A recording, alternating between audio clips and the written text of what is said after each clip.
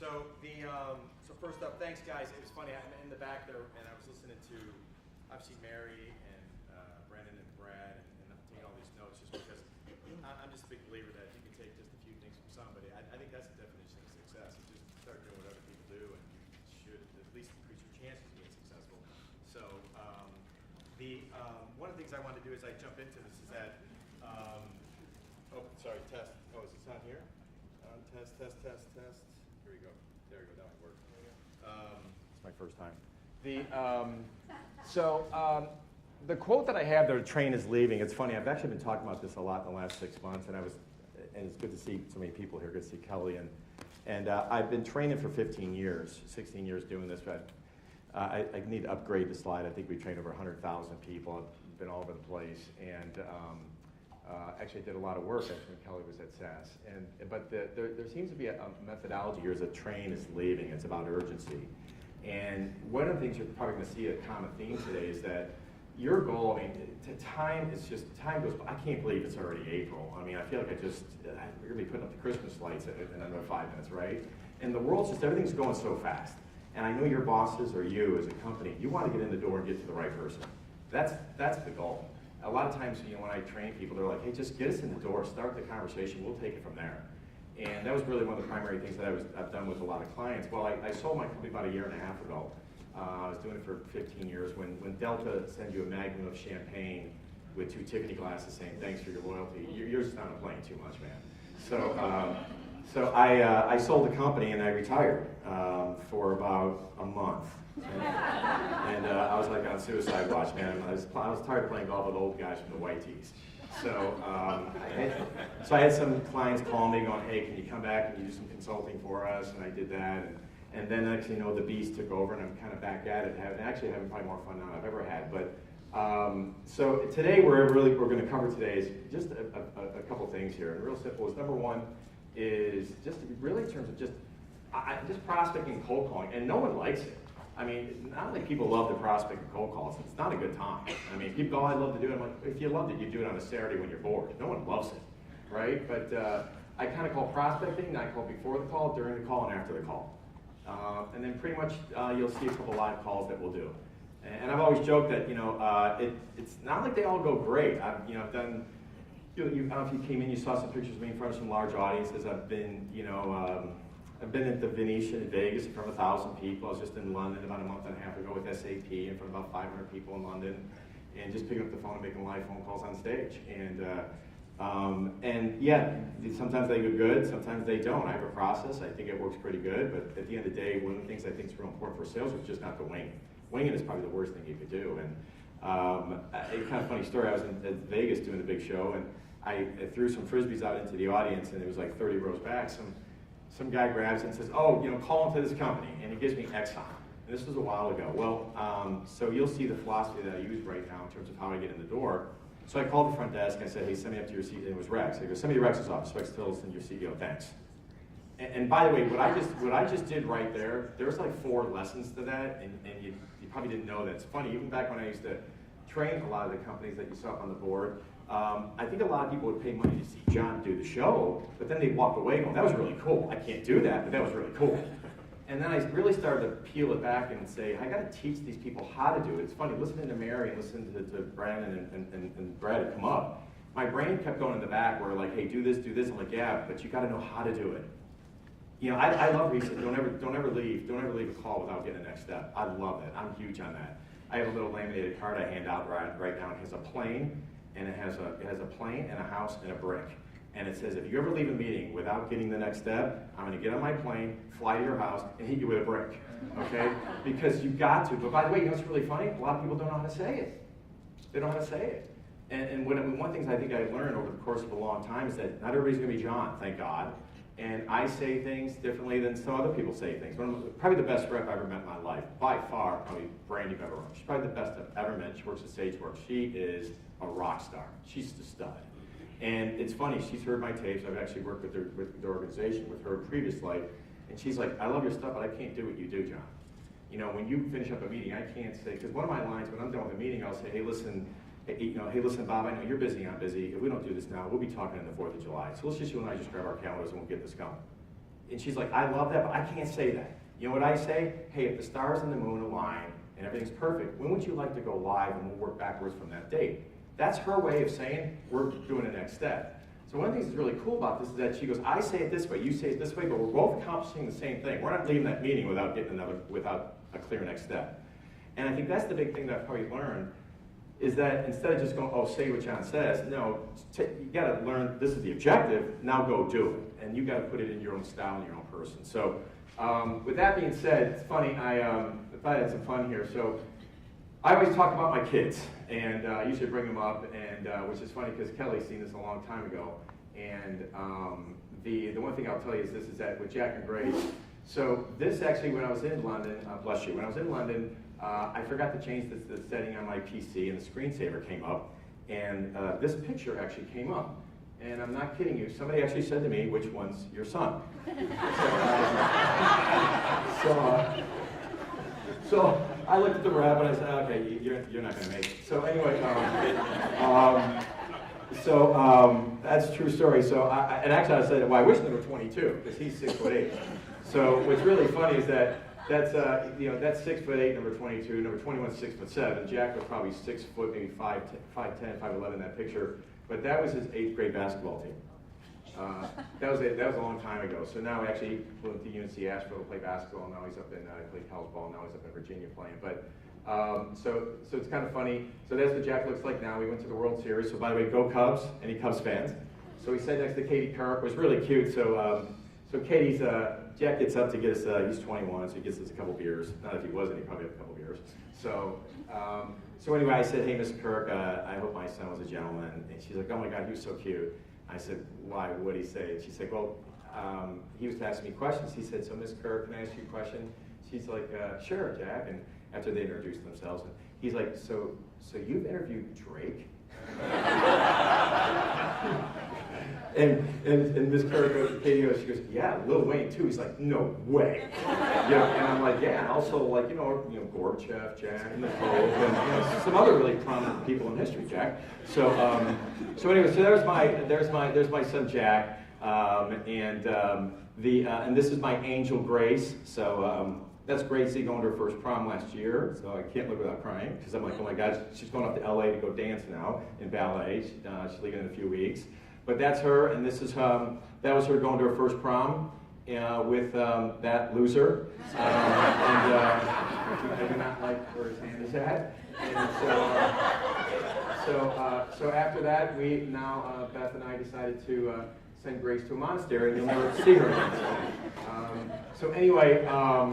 Real funny story. I was down in, I do a speech, top 5 things successful people do, and I was down in Florida, and it's kind of a funny story. This VP of sales says, hey John, we're obviously going to speak at 7:30 tonight, and pretty rare when I actually go speak to an audience who's been drinking. So these folks have had training for four days in a row. I'm brought in to be the closing ceremony guy, and so I meet the president and CEO beforehand, and so it's a really large company. It's about 1,000 people there. So VP says, I'm going to go up on stage and talk for about 10 minutes, and then the CEO's going to come up and introduce you, and then we're going to go. Well, the doors opened up at 6 o'clock, and I go on at 7:30. So these people had an hour and a half to drink for free, 1,000 people. So, and by the way, this isn't 1,000 accountants. This is 1,000 salespeople. It's like a frat party for adults, man. Wide open, let's go. And remember, they've been there 4 days in a row, so it's go time before we get on the plane, the next morning, right? So by the time I'm about ready to go, the place is jumping, the music and all of it. And so the VP of sales gets up on stage, and they didn't have a great year the year before, so he starts playing the opening scene. Raise your hand if you've seen the opening scene to Glengarry Glen Ross with Alec Baldwin. I'm like, oh my God, you're playing, what are you doing, dude? And I'm in back by the bartender guys, and he's playing the scene, and he's not taking out the language, and I'm really surprised. I'm looking for the HR director. I'm like, you guy's not going to make it either. So he's like 10, 15 minutes into it. It's like one of those things, you ever see somebody where it's just not going well, and they're trying to dig themselves out, and you're feeling more awkward than they are. You're like, oh, dude, just get off the stage. And everybody's sitting at these round tables with the white tablecloths, and it's a huge place. It's actually at the Dolphin or the Swan, one of the big ones down there at Disney. So it's not like 25 minutes. He's still talking. And I'm the speaker. I'm right there to stand next to a bartender. So the guy who's speaking says, oh, what do you do? I go, I'm the speaker. he goes, I don't really know a lot about these things, but I don't think this is going well. I go, no, it's not going well. I go, dude, you don't got any rocket science to figure this one out. So it's not like 35 minutes. I'm like, oh my God, and the CEO's off on stage, and I could tell the VP had some cocktails too. So finally, CEO goes up in like 40 minutes. He finally gives this guy the hook. And he goes, hey, so like pretty much 20 seconds. Here's John. Boom.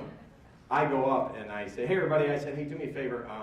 Can everybody just turn around and look to the back? And it was like 1,000 people. They all turn around. I go, you notice all your bartenders? I don't know if you heard the bottles tapping. I go, but just so you don't have to wait, I've already told them, pour all your drinks already. There's wine, there's beer. Open up the beer. Just go get it. There's no line. Just go. How about go to the restroom?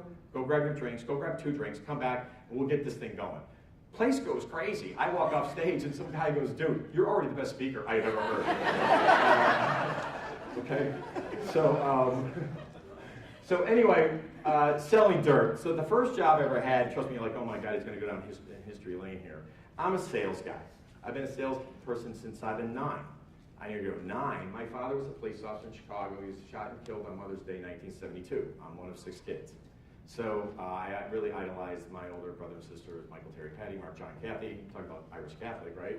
Well, they started going to work at night and to help out the family. So did I. So what I did is I took some black dirt and I put it into this wagon, and with a bunch of grass seed, and I just started knocking on doors all over Chicago, going, "Hey, you got some yellow spots where your dog is at. Do you mind if I just put some dirt, some grass seed down for $5?" So that was my first sales job ever. I mean, and who's going to say no to this face? Right? Well, Opie went away a long time ago, right? Which is so funny I say Opie. So one of the logos you saw up there was Dropbox. Oh my God, it's so funny. I trained that company. I've never had this happen in my entire life. So a lot of companies obviously are hiring younger kids, right? I call them kids. They're just younger. I'm at Dropbox. I'll never forget this because I remember looking at the register, the roster. There were 66 people there. So I made a joke about this same joke about Opie, and nobody knew who Opie was. So I'm like, I go, kids. I said, and meanwhile, a few minutes before that, I said, hey, just make sure to take notes when we go through the class, because it's a full day class of prospecting. I said, when you take notes, just make sure you write stuff down, and even if you don't, just fake it and make it look like you're taking notes. Well, so nobody laughed at this joke. I said, well, great. Raise your hand if you got kids. And not one person out of 66 raised their hand. And I'm like, go get some kids, man. They're pretty cool. Okay? Well, some guy starts writing it down. I'm like, we don't have to write that down. Like, tough class, got to get some kids. So anyway, one of the things that I'm just a big believer in terms of, I think salespeople is that I think everyone's a salesperson. I think we're all salespeople. And one of the questions I always ask is, why are you here? And usually the answer is pretty much that. It's money. You're here to make money. Okay, we're in sales. We're here to make money. Or give your money to world peace. Do whatever you want. But at the end of the day, if you're in sales, you're here to make money. And so one of the things I realized is if you're going to be here to make money, the biggest thing that you're going to see that I think that I realized probably earlier in life is time. Is that you just can't waste time. You just can't. And so what I'm going to show you today, hopefully, is going to really save you guys a lot of time. A lot. Does anybody know what happens on that day? That's when I'm going to die. I mean, no, it's not a webinar, like tune in. So, they pretty much say that all the insurance companies pretty much say that if you were born in the 60s, here, I was born on February 14th, okay, 1963. Okay, they're going to say I'm going to live to be 78 years, 6 months old. So 2/14/63 plus that. By the way, that might be the worst color marker. Who uses brown? Here it is. So 2/14/63. Okay, if you then add 78 to it, and then you add 6 months, you pretty much come up with that date, right? August 14th, 2041. So what happened was I got called on in an audience. I was watching a speaker years ago, and he happened to ironically call on me. And he brought me up on stage, and he said, when were you born? And I did this date. He goes, and then he added this up. He goes, all right, John, you're supposed to die there. This is when you were born. And he hands me the marker, and he goes, so do me a favor, put a line where you're at today. So I'm like, okay, well, what I hated is that I went past half. And then he goes, which way does the line move every day? And I said, east. And he goes, that's all you got left. What are you going to do with it? So I'm like, so is this the motivational part of your seminar? But it was kind of funny is that what it really made me realize, and I have this number, I mean, there's a lot of things that sit around my desk. I have this thing, I have wristbands, I have my goals, I have what I make an hour, all these different things, and they all remind me about how precious time is. And you can do this positively or negatively. For me, let me ask you, how many times have you ever called and called and called? So let's kind of move into the prospecting part. How many times have you called and called and called? Do you email and email and email? Then you finally get a hold of, quote, and I'll say the guy, it could be the lady, doesn't matter, but the guy just kind of flows when I say the guy. How many times you get a hold of the guy, and the guy is not the guy, because I'm not the guy.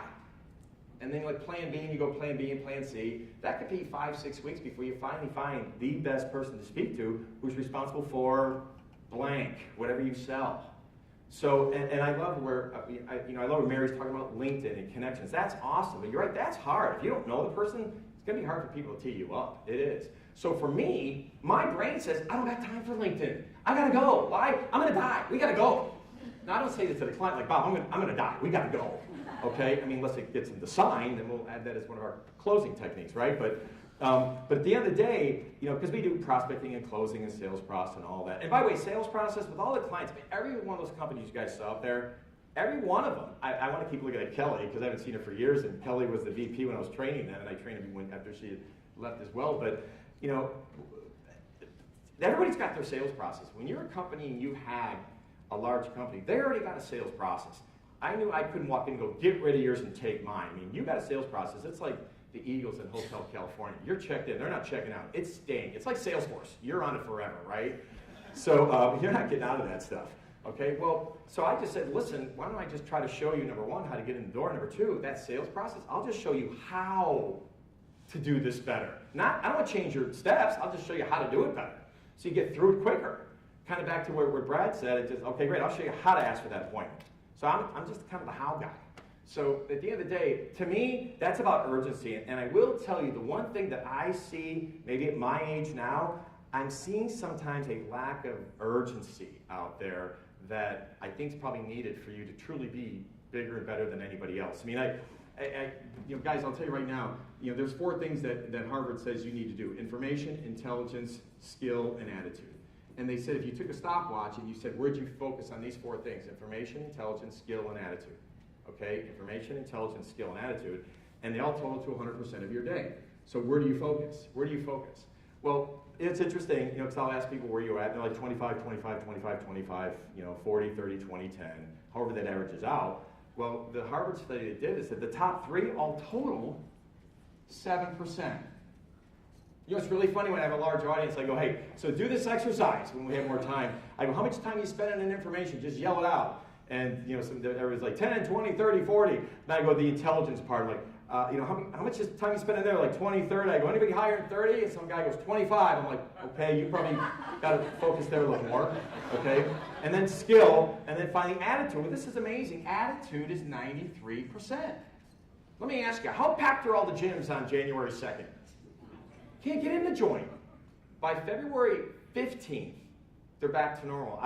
Maybe the chocolates didn't work. I have no clue, but it's back to normal after February 14th, right? I don't know why, it just is. But I will tell you one thing, that's your attitude. You know what I love about the top 3? The bottom one is the only one where you have a choice. I mean, information, intelligence, skill. If your goal is to go home tonight to make sure you get on Seinfeld by 8 o'clock, you'll probably hit your goal if you want to watch TV. If your goal is to study or read or be a professional in the space, attitude is the only one who has a choice. That's why I tell people, man, I think 25 years ago, poor got you poor, good got you good, and great got you great. I think today, poor doesn't get you poor gets you fired. I think good gets you poor, and great gets you good. So if you want great, you got to be outstanding. And outstanding to me is just a whole nother step above, because these people who came up and spoke, they have good products, they have good services. It's you guys. It is you. I know we're talking about prospecting today, but it is you, man.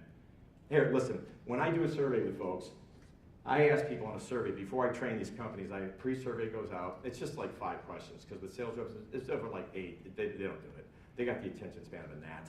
So, and I get it. Things got to be quick with salespeople. They really do. And I ask people, why do people buy? And it's a drop-down menu. You can't even mess this up. I go, why do you win business? And you know what most reps click? Relationship/salesperson. There's like 10 different things. Just click one. The next question, I don't even hide it, says, why do you lose? You know what they do? Price. I love that. Why'd you win? Me. Why'd you lose? Well, my fault, bullshit price. I love it. They take the good, but they will not take the bad. They won't. So by the way, let me ask you, if you think you're a great rep, do you believe if you're great here, you'll be great somewhere else too? Chances are you will. So I really believe that people buy in this order. You, the company, and the product. It's in that order. Because if the company and the product were that great, and I'm sure it is, but if it was that great, what do we need you for? Just phone in your order. So this is what I've really learned in terms of, if you're a great rep, you'll be great no matter where you're at, because you know how to do it. So with that being said, one thing I wanted to cover is just to kind of say, hey, what I do is I always start at the top. And no matter what we do. So what you're going to see me do today when I make a couple calls, I'm going to go through a couple things for you, then you can see me make some calls. And I didn't do, obviously, a pre-survey here. And the pre-survey would have said, give me a good eraser. But what I do, folks, is let me do an org chart here. It's really simple. So let's pretend, and on our online trainings we have Michelle. She's the president of the company. Michelle has an admin assistant. Her name is Mary. And then right here's her org chart. Okay? So right here, then you have the CIO, because I do so much, and I do all the different verticals, but I'm training Gilead, pharmaceutical. Pharmaceutical, there's none of this. And that's what I kind of love about sales. One fun part about my job of kind of come back to work is Gilead. Now check this out. Gilead makes Harvoni. They have actually, you know the whole tagline, like, hey, you cure cancer. Well, they didn't cure cancer, but they cured hepatitis C. Cured it. And here's what's crazy about the cure. It's not like, oh, you got to pay a lot more for the cure. The solution before that was $250,000 for 6 months, and you weren't fixed. Now it's $1,000 a pill. It's 80 grand. So it's a third of the price. You're cured, and they still have problems selling it. I'm like, you have the perfect thing. Like, you don't need the you. Just have the company and the product and phone in your order. And they still have challenges with it. Why? What's the doctor say? Can't afford it. Some of my patients can't do this. I only work with this kind of patient. So they all get objections, right? They all get objections. So in this world, what you're trying to do is, what I'll do is I start down here and I call this person Sally. So Sally, we're going to go from Sally up to Mary. Really, we're going to go to Michelle's office. And by the way, yeah, we don't want to talk to Michelle. When I say we don't want to, historically speaking, they have people.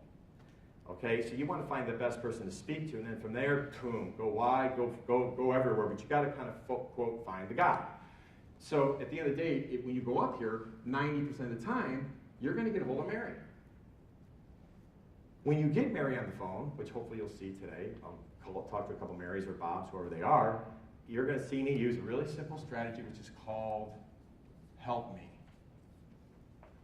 Okay? Now, one of the things I didn't bring here with me today is a mirror. Do you all agree that they can hear your smile through the phone? I love what Mary said. She said she does FaceTime. I'm almost mandatory now. I'm either on Zoom or something, but I'm looking at my clients. I now consult with a bunch of businesses and really with their sales organization. And it's kind of funny, I still do the sales training part, but I just love working with the company and the people, and all of it's awesome. Because I get to see the needle move. But what's funny is that when I do this, when you kind of look at, when I have to make phone calls, I'm always on face-to-face. Why? Because 55% of all form, like right now, 55% of what you're getting from John and what I'm getting from you is because I can see you. But when you're on the phone making a cold call, that's gone. Think about a hose in your backyard. I'm going to cut off half the hose.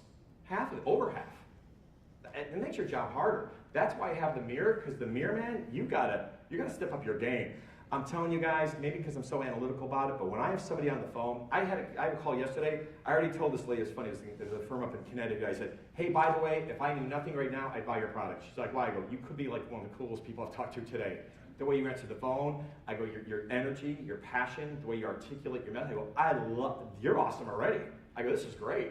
I said, so by the way, give me your CEO's name. I just want to email him and go, by the way, great job. Whatever you're doing the right thing. And trust me, those people appreciate that. And there's no pitch. They're doing a great job. Hi, look at me. No, I just want to go, great. And I did. I go, great job. You don't know me from Adam. I'll never call you again. Just want to let you know, hey, great job. You're doing something great there. Because at my level, man, it's hard to find good people. It is. I mean, right now, one of my largest clients, Oracle, 42% attrition rate. 4 out of 10. When I do my training in Double and Ireland, I go, look to your right, look to your left. One of you guys won't be here in a year. They're like, okay. I go, it's reality. You're not going to be there, right? So it's hard to find good people, okay? So at the end of the day, I have this mirror that I'm staring at. So my brain just goes, selling smiles, people helping people. With my mentors in Charlotte, Chuck, he's great. I call up Chuck, he's like, Johnny, what's up, buddy? We're just selling smiles, people helping people. You think it's crazy. I mean, it's like talking to the sun. I mean, it's like, dude, you ever go away? It's just amazing. Like, Johnny, what's up, buddy? The other day I pointed at somebody, 3 fingers came right back to me. I'm like, right now you're just weird, okay? So, and he's like this, but he's a multi-millionaire. He has a hospital. The hospital is named after this guy, okay? But kind of back to, I think it was, might have been Brad who said, or maybe Brad and Mary, one of the three said it. The more you focus on helping people, the money will come. And that's a big thing. If you just focus on helping people, you will have more money than you can imagine. Why? Because they see that you're genuine. I want to help you. You got a problem. Let's get you there, as opposed to, let's just sound like a salesperson. In my class, everybody gets a toy gun. It's a toy. I can be really anal now with all the crazy things. It's like 40 cents. It's a sponge gun with this little ball with a rubber band on it. And if you sound like a sales guy, we get to shoot you. Okay? And you'd be amazed how much you sound like salespeople, especially when we're going to prospect. Right now, I'll tell you a little tip. When you get on the phone, you know what the first line most people say? Hi, my name is. Worst thing you could say. Hi, my name is. That's going, hi, I want to sell you something. Don't say my name is. Don't say it on an email. There's an art to email. I'll show you the email we sent. It's simple. It just goes Bob or Mary. And this guy won't use Mary because Bob is like our guy right here. It just is like, Bob, reaching out to you to schedule some time to have a quick conversation regarding blank. I'll follow up, John. Done. Why? 90% of every email they're getting is on that mobile device. If you think they're reading War and Peace, you're nuts. It's not going to happen. Hey, what time looks good for you? I almost think it's not right to start asking, like, hey, what looks good for you? What time looks good? I'm like, it's too early. It's like dating. It's like dating. I live across the street from my ex-wife, and we're wonderful friends. And I know it's weird. Just go with that, too. So, but it was for our kids, right? So, if we try to date it, Beth and I love each other because we have beautiful children because of Beth. But it's like, hi, how are you? Want to go home? It doesn't work that fast, you guys. It's got to be a little warm-up period here. And that's what you're doing on a cold call or an email. Hi, my name is so-and-so, like, your calendar, how does 2 or 4 o'clock look? I'm like, really? That's too early. It's too soon. But you'd be surprised how much people do that. Or they send War and Peace. It's just simple. Hi, I just say my name. Hi. Reaching out to get on your calendar, I just go, Bob. Reaching out to get on your calendar, have a quick conversation regarding what you're doing around blank. I'll be following up. No, you didn't expect this email. Oh, John. That's it. And by the way, when they tell you that it takes 8 times to finally get a hold of somebody, you know what the challenge is? You're trying to do it all on time number 1. And it is like a one-night stand. It's stupid. It makes you look terrible. And you're probably going, dude, you got some issues with your whole dating thing going on, right? So anyway, so this is where I kind of go. I go from here to there, and I get to here to Bob. And when Bob picks up the phone, it's simple. Bob, John Costigan, how are you? And the next thing I say is I do this. I go, hey, Bob. Hey, it's John Costigan. How are you? I wait for an answer. I want the guy to think that did I Uber home with this guy last night? I mean, who is this guy? Okay? And then he's like, I'm fine, John, because he's probably going, is this a customer? And he goes, I'm good, John. How are you? I go, great. Hey, real quick, Bob, I had a quick conversation with Michelle's office. Boom. I know I got 30 seconds right now. I can call anybody at SAS. If I say, hey, I just spoke with Jim's office, I got 30 seconds. Absolutely. No one's going to go, yeah, the old man's lost it, click. They're not going to say that. Okay? You're going to get 30 seconds. Would you agree with that? Okay? So then you go into, hey, listen, just spoke with, called into Jim's office, spoke with his assistant, needed some help, and they said all roads lead to Rome. You're Rome. So nice to meet with you. And you know what the thing that people tell me when I actually do my training? They're like, you just sound so human. That's what most, after 15 years of doing this, people say, you've just humanized the call so much. I go, because you'd be surprised when we sit here and go, hi, my name's Bob Smith with SAT, or ABC, or whatever. We work with companies who do blah, blah, blah, blah, blah. Oh my gosh. 5 more minutes of that, I'll be sucking on an exhaust pipe in the parking lot. I'm like, we gotta go, man. It's just not gonna work. Okay? Why do you guys laugh? You guys are like, oh my God, this is great. All right, so anyway, we're going to go from here to there, transfer down, and just simple. And if I leave a message, and that's probably one of the differences, folks, from old John to new John. When I first was doing this, I was leaving some pretty it was pretty threatening messages. Threatening meaning, because I would get into character. Remember that mirror? I'd get into character. Especially when I'm on stage for an hour and a half, I got to get a call come back. Man, I was Satan, man. It was Bob, I just talked to Michelle's office. Call me. 919-522-2212. Click. I mean, it's like you're getting indicted. Okay? Well, of course, the guy calls back, and they're like, okay, who the hell are you? And if you aren't this type A, strong personality like right now, man, you're going to get it handed to you. You're going to hand it to you. So, by the way, curious, I didn't finish that up. So, I'm in Vegas. I make this call. I get sent right upstairs. And this happens once out of 1,000 times. The CEO of the company picks up the phone. Rex picks up the phone. Rex here, I go, oh, I didn't, I don't care how much I do this for a living. In front of 1,000 people making live phone calls, you still get nervous. So when the CEO picks up the phone, this is in my book, step one, clean out your shorts, because that's about what's happening right now. So he goes, I go, Rex, I didn't expect you to, you caught me off guard, I didn't expect you to pick up the phone. He goes, yeah, we got phones here, how can I help you?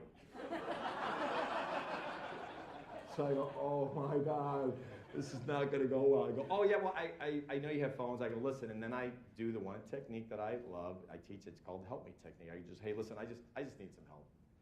Didn't think you'd pick up, thought I'd talk to your assistant, so I just need some help, and just trying to find the best. He goes, I'm sorry, what's your name again? I said, John Costigan. He goes, John, I do need some help. I went, oh, great, how can I help you? He goes, hang up your phone. So I just went, click. And the whole place was like dead silent, like, oh my God, does that suck for that guy? And the guy 30 rows back and who caught the Frisbee said, call Exxon. He's like, see, that's my whole territory, it sucks. So anyway, so now, by the way, kind of a cute story on this though. So based on my attitude, which I have these up here, these bracelets all say attitude equals 93%, because it's a choice. Everything you do in your life is a choice. Mostly everything. So anyway, I told the rep, I said, so what do you think we're going to do right now? Of course it's easy to joke and go, nothing. I said, well, let's do something. I said, so tell you what, based on half full, half empty. I said, so, and I'm a big reader, so this book that I was just reading at that time was called Lincoln on Leadership, when Abraham Lincoln took over the office. So I said, listen, I'm going to FedEx a book to you, and everybody in this room's kind of on email, so I'll follow up if something good happens. I said, but I'll send you this book, and I said, just write this down right now. And he's like, okay. I said, just write this down. Go, Rex, I hope we passed your first test. You said hang up the phone and just go ... We did. Let us know what we can do for you next. Sign it, no brochure, business card, FedEx it out, that's it. And write that on the inside page of the book. About 2 weeks later, this kid calls me. He's like, you're not going to believe it, they called back. I go, no way. I go, what happened? He goes, assistant to the called back and said, listen, just let you know, we're calling you back to see what we can do to help you. And he's like, what happened? He goes, well, he saw your book, and he asked, what did he say? He said, finally a vendor who did what we asked him to do. And he said, wow, so I can talk to Rex? She goes, no, you're talking to me, that's as far as you're going to get. So, okay.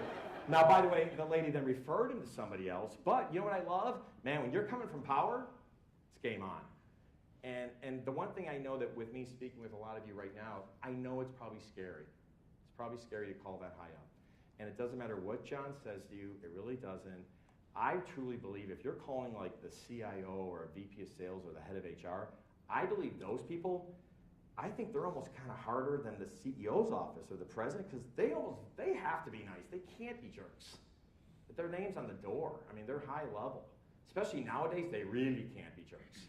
I'm a big believer, bad news travels around the world before good news puts its boots on, man. So I think that right now, that they're just so nice up there. Hey, Mary, need some help. Trying to find the best person to speak to. And that's the key. So right now, with every product you sell, here's what your opening line should be. Hey, Mary, I just need some help. Do you know who the best person would be to speak to, who'd be responsible for blank? Now, what you can't do, don't say, who's the best person to speak to, who's your CIO? They're going to go, well, you should have just called there. You don't need help. You got to say what you want to do. So raise your hand. Tell me what your company does. You're in the blue shirt. Check your blue shirt. Yeah. Who is the best person? What's your company do? We help brands be the default ingredient in every recipe. For food? For Harris Teeter, Kroger. Oh, cool. Yeah. All right, so good. So I'm going to play Mary. Yeah. ABC company, this is Mary speaking.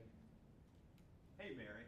This is Jim. Hope you can give me some help here. I'm trying to find the person who would be responsible to make sure McCormick is in every recipe that Kroger sells. Okay, good. So now I'm going to play Mary. I'm going to go, okay, well, I don't know who that person would be. Yeah. Mary, it's usually somebody on your marketing department who's responsible for your brand and making sure it's sold in every store. He's getting there a little bit, because if he says somebody in marketing, then sometimes, because after doing this for a long time, they're going to go, okay, well, if you need a marketing, you should have just gone to marketing. You actually really got to, and I hate this term, but you got to dumb it down. And you have to kind of say, like, for my world, I would say, hey, I need some help. Who's the best person to speak to who's responsible for, obviously, for driving sales? I know there's a lot of ways to do that between marketing and sales, but there's the one, and I do this, I go, who's the one person driving home going, if we don't hit my number, I'm on resumes.com. Who's that one guy or lady who's like, uh-oh, this is mine? And when you do that, they go, well, if you're talking about that, then you got to go to blank. See what I did? I just humanized this. And I think too many times when we actually say this first line, I'm telling you to say these lines like, hey, I need some help, but then your final answer doesn't act like you need help. You have to actually get into character when you do this, okay? So that's what we do up here. It says a top shelf get transferred down. So think about your product and try to really, I used to say this obviously when Gracie was younger, but when Grace was 9, you know, I'd say, great, Grace is going to come in. Please tell Gracie when she was 9 what you do. Honestly, tell her what you do when she's 9. That's this. I know we're filming here. That doesn't mean these assistants to the CEOs are dumb. They're not. I mean, the whole class should be called Get to Mary. That's how important this is. Okay. But I want to make sure when you get to me, go, I need some help. If you go, hey, listen, who heads up sales? They can go, well, which department, what product, what are you talking about? You really got to be very specific, because if you don't help them, they might get short with you and just get you off the phone, okay? And the other last part is, and then I'm going to make a couple calls here for you, is that, you know, I have it on here, is that you have to realize, folks, that it always surprises me when salespeople don't know how to overcome an objection. I know I heard one of the speakers before talk about it. Do you have this feeling when you get an objection, you're like, oh my gosh, they said we're too expensive, or we're not interested, or send the information. Yeah, just send us an email to info@we'll-never-call-you-back-in-your-lifetime.com. Okay, I get that, but when you get an objection like that, do you know exactly what to say and how to say it? Or do you kind of just wing it? I mean, you should have a 2-step process that's just boom, step 1 do this, step 2 do this, and you're through it, man, let's go. And if you don't have that feeling, you got to get there, because I will tell you, objections are about one thing, man, confidence. And to get confident, you got to be competent. Got to know what to say. So when people say, you know, like for example, one of the, what was the whole hammer and nail thing? Was it Brendan who did that? So I know exactly what I would say. He goes, in that interview, he would have said, so what's the difference? I don't know, why'd you ask? Where's this going? He would have been like, really? I go, yeah, I'll answer it in a second, but do me a favor. Tell me where you think this question actually aligns with the reason why you would actually hire me or not. Walk me through that. He's probably going to go, dude, you're out of here. I'm not hiring you. But I would really want to find out why he's asking me this question, which is a really big thing when people go, hey, why are you so expensive? Raise your hand if you've ever gotten that question. Is that your best price? Raise your hand if you've gotten that. I love this. Is that your best price? Do me a favor. Why are they asking that? Why do they ask you that? Is that your best price? Okay, number 1, they want to pay less. What else? They're interested. Great. Maybe they're interested. There's like 15 of these answers. They want to pay less. They're interested. Maybe this is the only budget that they have. Maybe they don't have this much budget. Maybe number 4, this is how they're measured. Maybe number 5, if you're a technology company, especially if you're public, they know come the end of the quarter, you're dropping your price. They know that, right?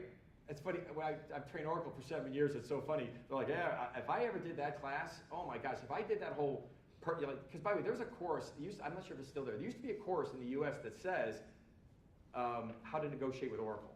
That was a course you would take. I'm like, are you kidding me? I go, I could do that class in 5 minutes. Call on the last day of the month. You're good. Dismissed. I mean, because, man, they're very driven by quarterly numbers, right? Most technology companies are. So how about this is habit. How about this?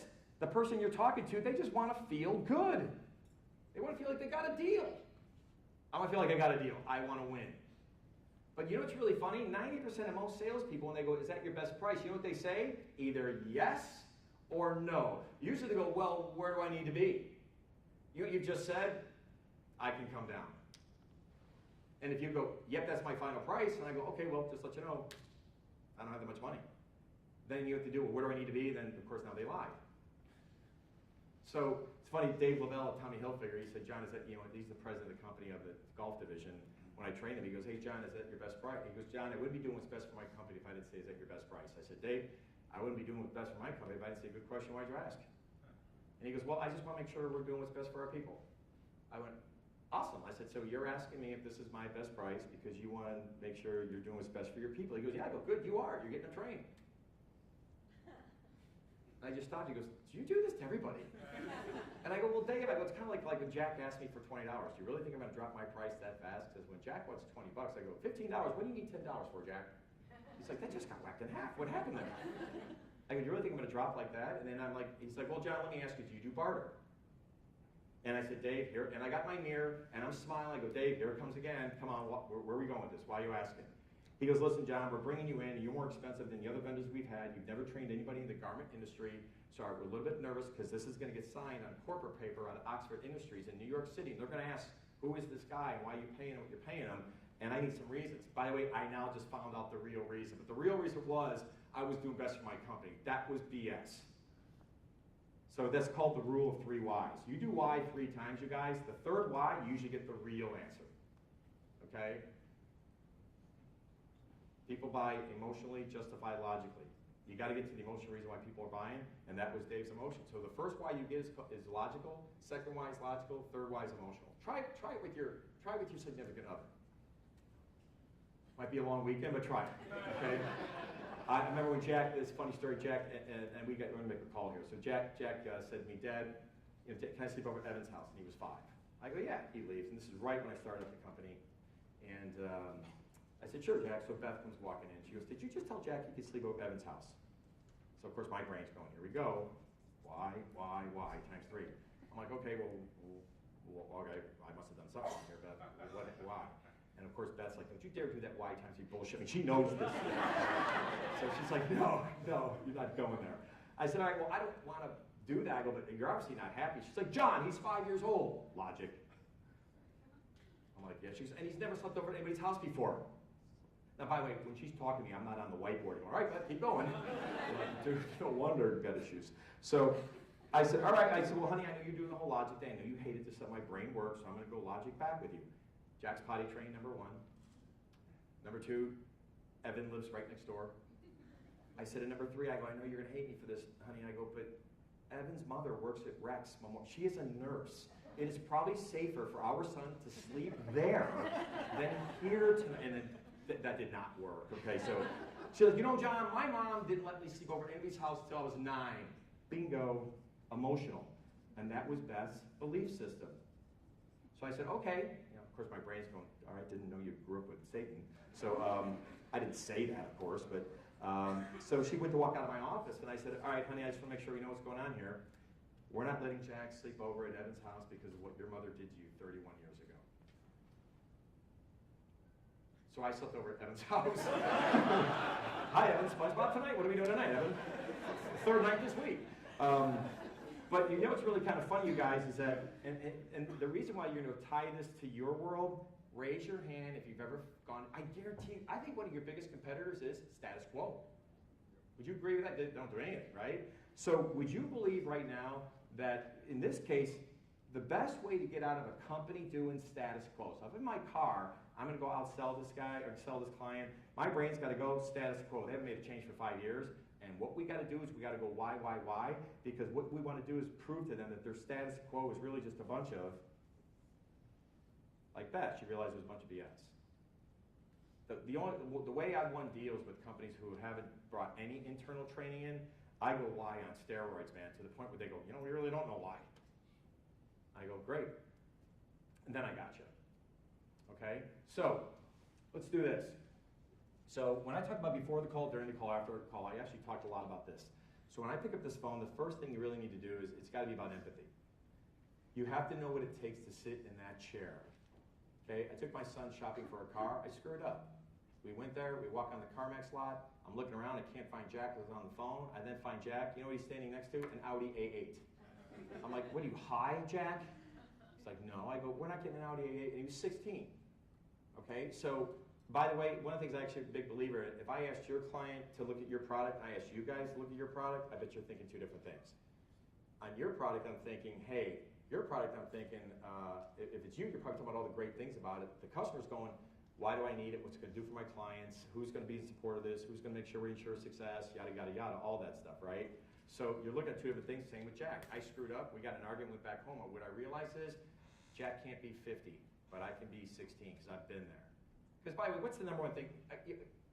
Where's all the guys in here? When you go get a car when you're 16, what's the number one most important thing to you? Here, there's Jack. This is me. We're both looking at a car.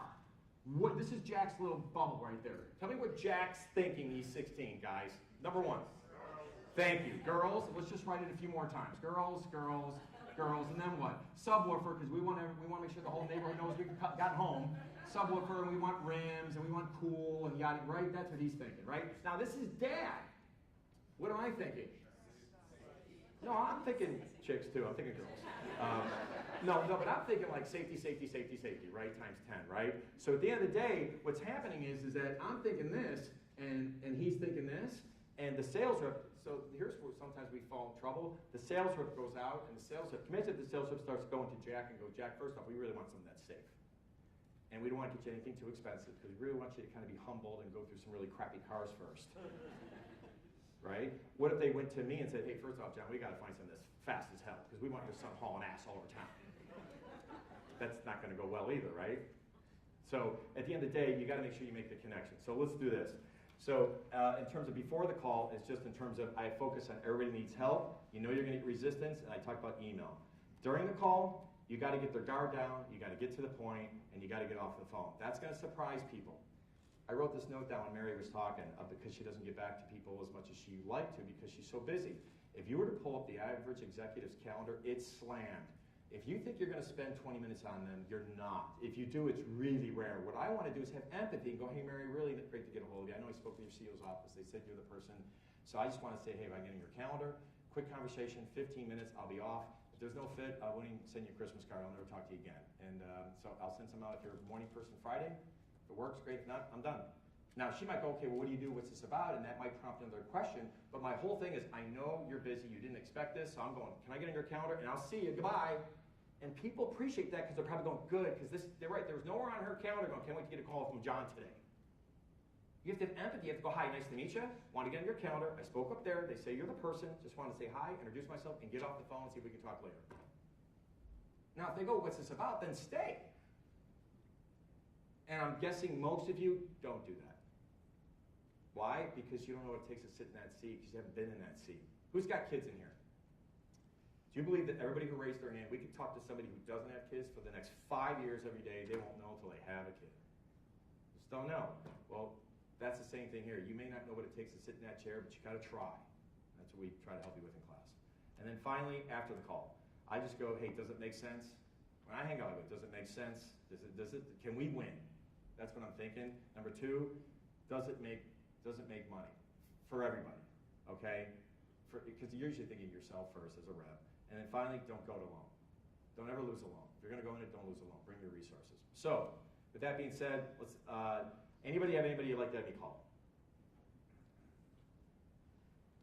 It's usually what I get. I'm like, there's no way you're freaking calling these guys on my behalf. So, if you want, if there's a company you'd like to have me call, shoot, back there. Awesome. Call Pendo.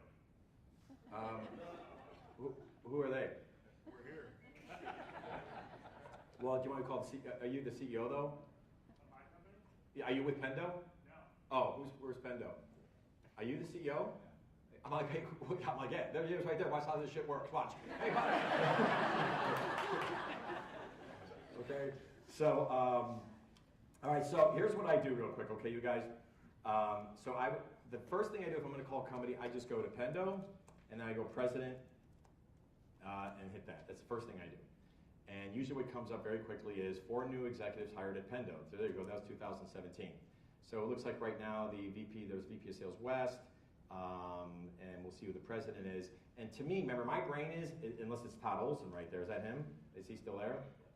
So if Todd's there, so what I'll do right now, there he is. So what I'll do right now is that I'll pick up the phone, I'm gonna call the front desk. Now, the other thing I'm gonna do really quick is, what's your company do? We make videos for sales teams.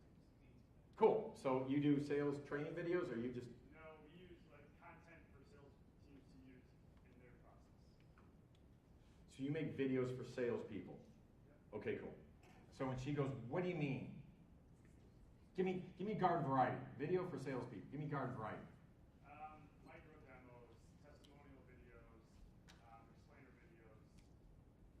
Is it also for marketing as well, probably, I'm guessing? Yeah, they can be. Okay, cool. All right, so now it could go to voicemail or not. Does he know I'm going to call him? This would be great. Like, yeah, no, click, hang up. So Todd's your guy. So what I'll do is, and just to let you know, folks, I think this is a really big lesson for a lot of younger people. Is this? I pulled this up here. When I make live calls, I think one of the things that probably scares younger people is they feel they need to know everything before you pick up the phone. That phone is like a gorilla, man. It's like a shark. People don't want to reach for it, and I understand. I get it. Hey, let me ask you, raise your hand if you ever felt, or sometimes you get nervous because the people around you, based on the proximity where you work, they can hear what you're saying, so now you're a little nervous.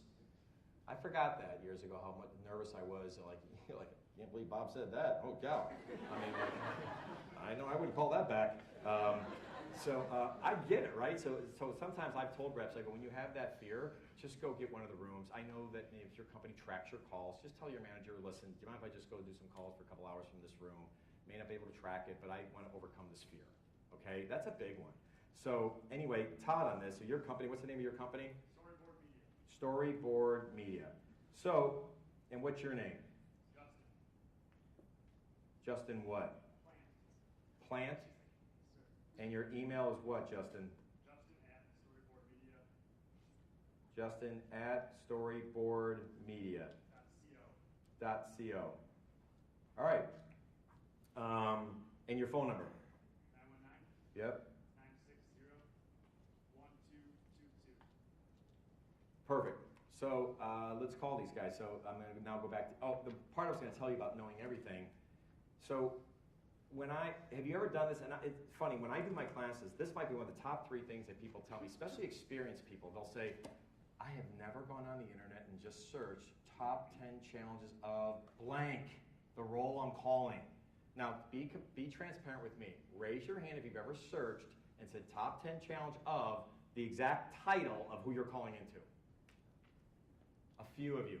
Now, awesome. The ones who didn't, so you're now going to make a phone call and talk to somebody. You have no clue what their top challenges are, but you want to make a connection with them. You're going to get it handed to you pretty quick. The CIO, if they pick up, Bob, if he says, what's this regarding? Really, just set up a meeting, Bob. I know that you support Bob, you're the CIO. Your number one job is support the business. How do you do that? People, process, program, technology, budget, I get it. But if I put 100 CIOs in a room right now, you're talking about cloud, big data, social media, mobile, security, business intelligence. You got a lot going on. Is there one of these that might be a hot button? Because my organization actually does this, and I think that aligns with what you're probably focusing on. And what I just said, I hope this guy goes, what, has this guy got a camera in my office? How does he know I'm doing all this all day? And you'd be surprised right now how many times you do not search that. You don't go, oh, top 10 challenges of blank. So in this case, I don't know who you'd like to talk to, maybe the VP of sales, but I'm going to call him right now and see how this goes. So here's the other thing, you guys got to be quiet. So, because I can't have you laughing. So here we go. So let's go to Pendo. I'm going to go to, so that's Todd Olson.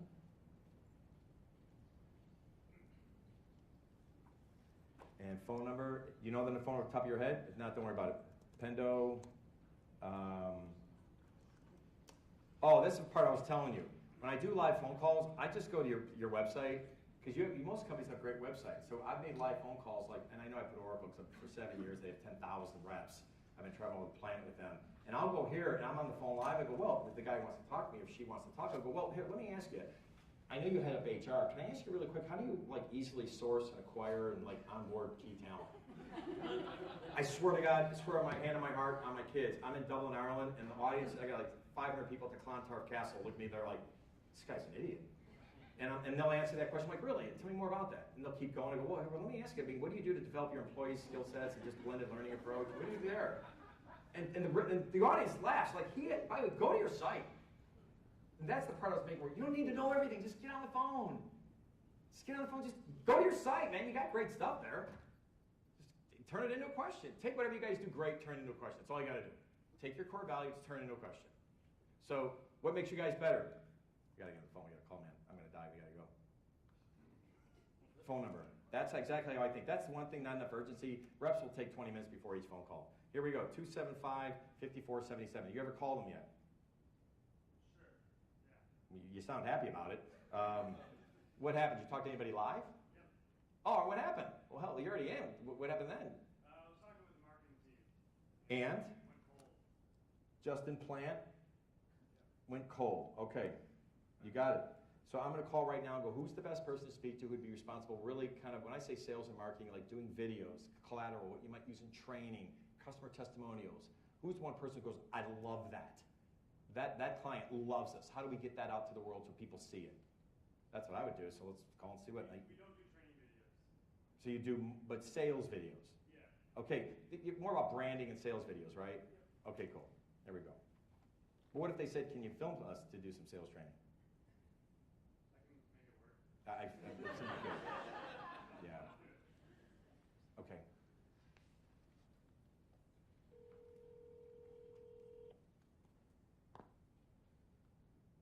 Who'd you talk to there? Who did I talk to? Jeffrey Gray. Jeff Gray? Continue to hold while we try to reach an operator.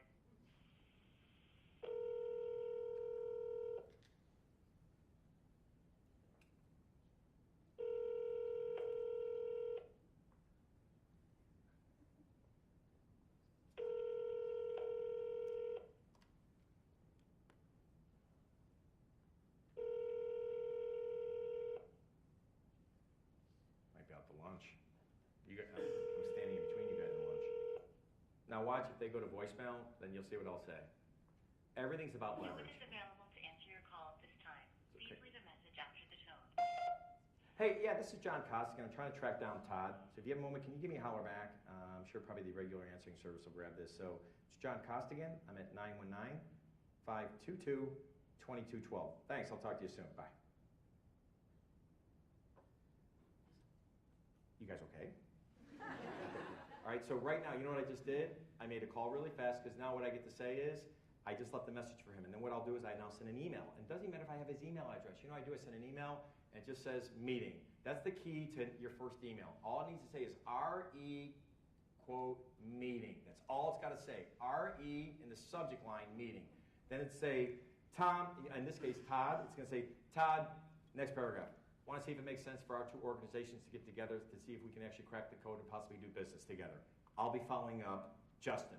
That's it. You want to know why you're doing it? Because then when I get to talk to that guy who works there, Rick, I go, hey, Rick, I actually sent the message off to Todd about our two organizations get together. Remember I said don't ever lose a loan? I will tell you right now, the best part of her job, the best part of Brandon's job, Brad's job, you know, the best thing they do all day, the crap we got to manage all day sucks sometimes, you guys. It does. It sucks. It's the crap we got to do we don't know how to do. But you know the best part of all of our day? When we get to talk to a client.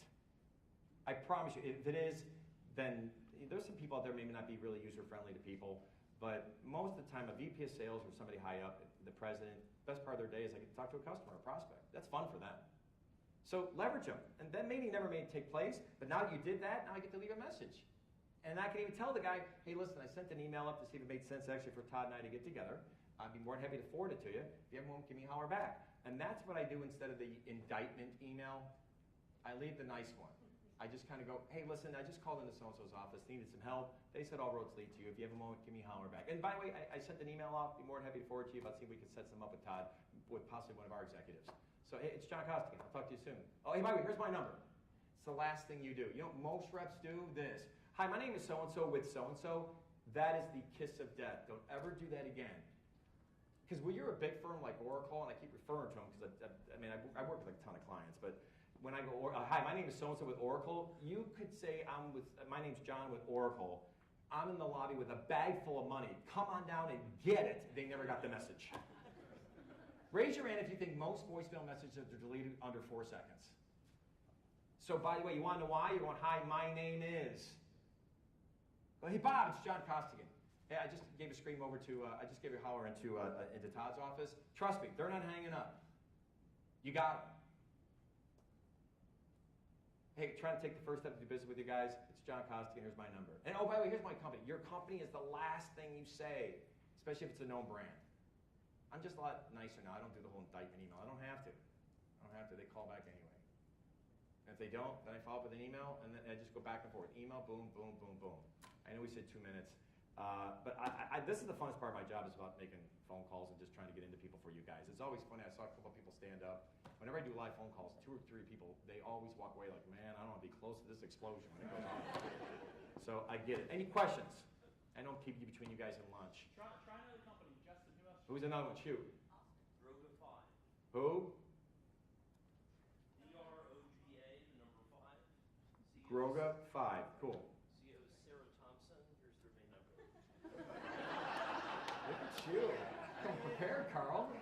Nice. Here's their main number. That's your mother's main name, Social Security. It's got all right here. It's great. They just did their first layoff ever of 40 people, 5% of their team. Mm-hmm. By the way, just to let you know, when that stuff happens, trust me, keep calling. And I doing it again, so apologize. But when I was working with SAS and with Kelly, MCI was going through bankruptcy. And I remember the rep going, we're not calling. They're going bankrupt. Like, no, we're calling. When the courts take over, man, they still got to operate. And they actually closed a really big deal. And I guarantee most of their competition probably didn't call because they're like, oh, they're going bankrupt. Or they went into whatever it was, Title, or not Title 9. Yeah, Chapter 11. Title 9. That's a whole nother NCAA thing. That's going on too. So Carl, what's your company do? You do Saks and Company. What do you do? Sakis and Company. Oh, Sakis, sorry. Executive coach for marketing agencies. You're executive coach for marketing agencies. Yes. For marketing agencies. Yep. Meaning what? Help people take control of their business by eliminating growing pains. So you help companies, you kind of, on the outside looking in, you don't get too close to it, you kind of step back and take a look at their people, their process, their programs, maybe even technology, maybe not, but just kind of go, hey, listen, who's the best person to speak to who actually can kind of take an outside look into how our company's growing, the struggles that has, but in this case, you guys may not be growing, so you've actually had some changes here. Is there an opportunity maybe to have breakfast or have a cup of coffee with somebody? And I think here it would be, if you never want to do a second round of layoffs in your history, I can help you. Oh, no, careful. That's a. Okay. Don't do that. That sounds like a sales guy. And if you never want bullshit, what if my product sucks? Okay. I mean, hey, Carl, you said I'd never lay off. I mean, don't make that promise. To me, I love what you did. Then you went sales guy, gun. All right. Don't go that route. Remember, you have a passion to help people, and you don't know that yet or not. So don't make a promise that you really can't commit yet. Okay. People buy for this reason. 1, trust. Trust is the #1 reason. Price is number 6.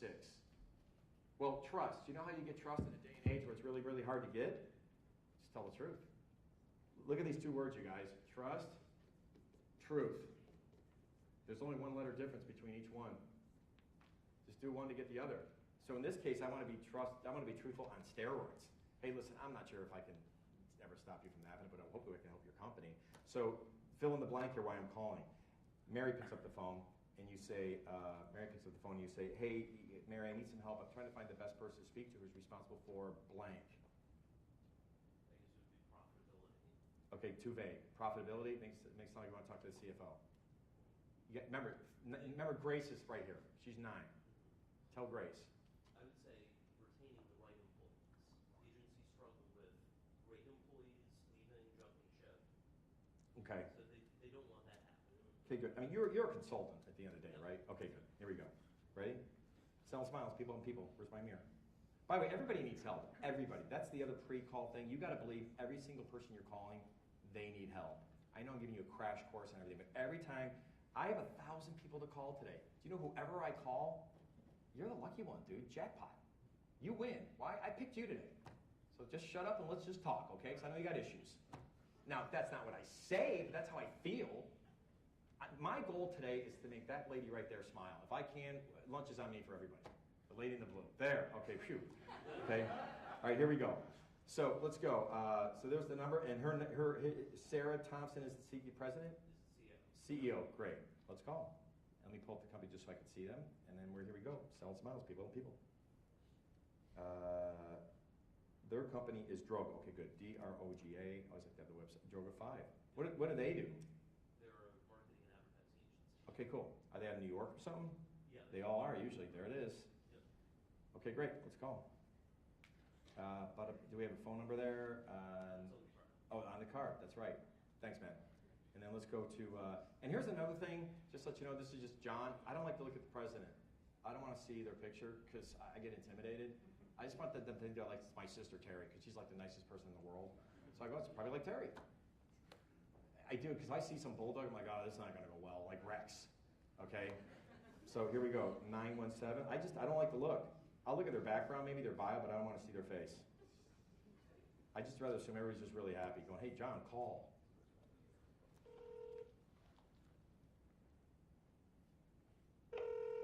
Sarah Thompson, right? Yep. That was quick, Droga 5. How are you?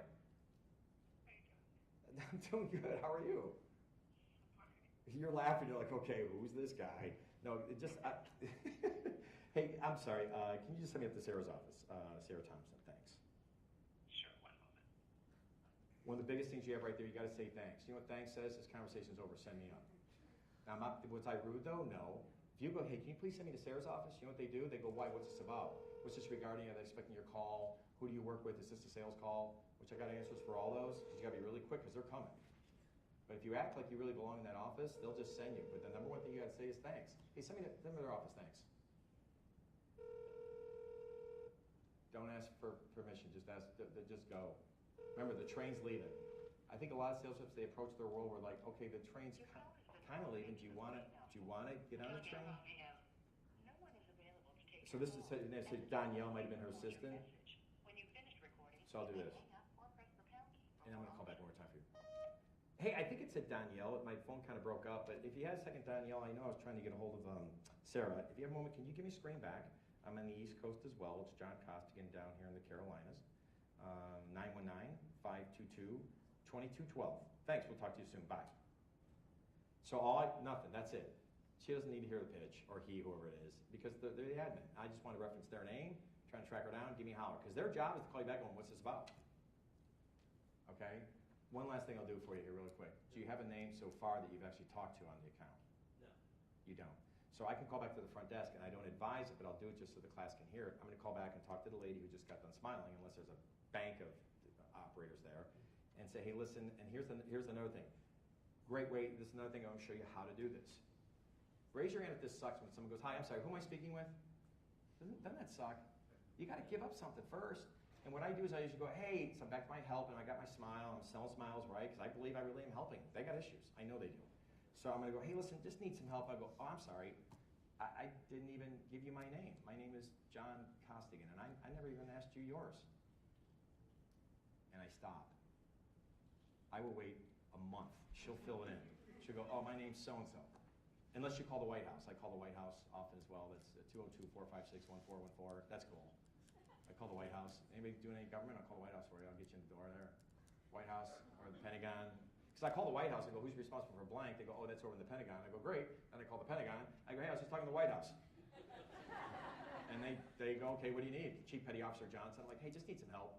I need, and this is a Brigadier General and Hurd I just talked to for SAP out of DC because they only do federal there, and it's called NS2. And I'm like, hey, I was just talking to the White House, this Chief Brigadier General's office. I'm like, trying to track down. They got a brand new IT director, brand new there. So next thing I left the message, and boom, she called back. Because I go, hey, what's up? I go, hey, how are you? I go, you got a new job. So, folks, if you just, that's my opening line, just be a human being. We called one guy actually at their company, like, dude, you only have 2 accounts, SAS and Oracle? No, I just have so many funny stories, but we called one guy where a guy leaves the message. I have it right here on my iTunes, right here, I have it. Guy leaves a message going, I don't know who you are or who you work for, but I'm only gonna be here for about another 45 minutes. Could you please call me back or else I'm gonna be gone until next Thursday. So I called him back live in Kelly's class. I'm like, hey, I go, you mentioned you're out. And I didn't say my name. He picks up the phone. I'm like, hey, you mentioned you're out. I go, where are you going? He goes, Outer Banks. I go, really? I go, no shit, I got a place out there. I go, where are you staying? And he's like, oh, I'm staying with so-and-so. And I'm like, awesome. I go, you're staying a week? He's like, yeah, I am. I said, you must have a big house. He's like, yeah, my wife's family, my family. And I go, well, that sounds funny. He goes, well, you know, her mom's going, not really crazy about that. and the guy's just talking, like, no kid. I go, you bringing your sticks? You going to play golf while you're there? He's like, I'm going to try to. And it was like 5 minutes, you guys. He goes, I'm sorry, hang on a second. Who are you? Okay? So to me, you guys, and I know I got to wrap up, to me, this is actually, maybe because I'm older now, when I was younger, I was nervous too. But I just love calling people because I truly believe, and maybe because I'm at a different place now, because I did this before I retired, but now when I retired for a month, I went, oh my God, I don't know anybody that's happy if you're still in business. Why? I think you've got to do something. I'm like that movie, Something's Gotta Give, where Nicholson sits on the beach for 5 minutes and goes, this sucks. What am I doing? Wasting away. So I just have this passion to help people, and I truly believe every single person you call, they can have a better video department, they can have better services to be able to help their reps. I think there's a lot of things you guys can do. You just have to have conviction and confidence, and that goes a long way in this world. Any questions? I know you guys, between you guys and lunch. Any questions? Thanks, you guys. Hope you enjoyed it. I got these bracelets here. I got my card up here and bracelets. You guys want these? Thanks, guys. Okay, so we're going to break.